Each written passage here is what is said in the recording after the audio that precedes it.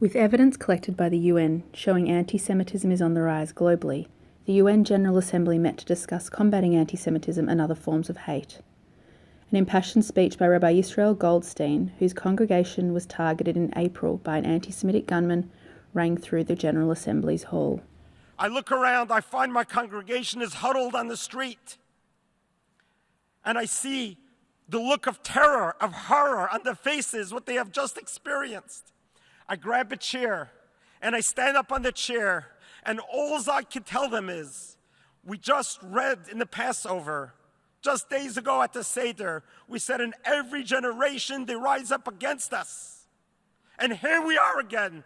They rose up against us. They came into our synagogue with a gun, with a rifle to kill. He had enough ammunition to wipe us all out.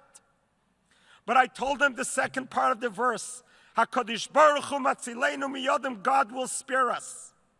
And that is exactly what happened. God has spared us. And I told my congregation, do not let this moment define us. It will not consume us, but rather, Am Yisrael Chai.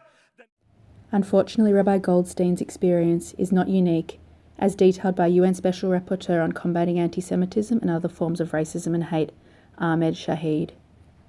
What I have heard in these conversations is absolutely shocking and tragic. In nearly all the countries where governments gather data on the frequency of anti-Semitic incidents, they appear to be on the rise, and sharply so. The Secretary-General himself participated in the debate and promised to do more. I guarantee you that I will continue to call out anti-Semitism, racism, and other forms of hatred loudly and unapologetically. The UN Special Rapporteur called on all UN member states to adopt the comprehensive IHRA definition of anti-Semitism to help combat anti-Semitism in their own countries.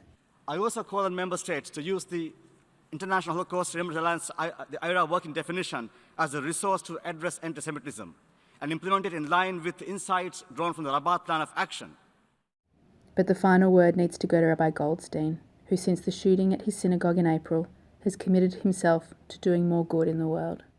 That we're going to flood the internet, we're going to flood the social media to excite people to start doing good deeds. As the Rebbe taught us, through random acts of goodness and kindness, you create light in the world. We may be standing here at the United Nations. There may be a lot of darkness that has gone through this room, but we're going to bring light, just like we are bringing light right now.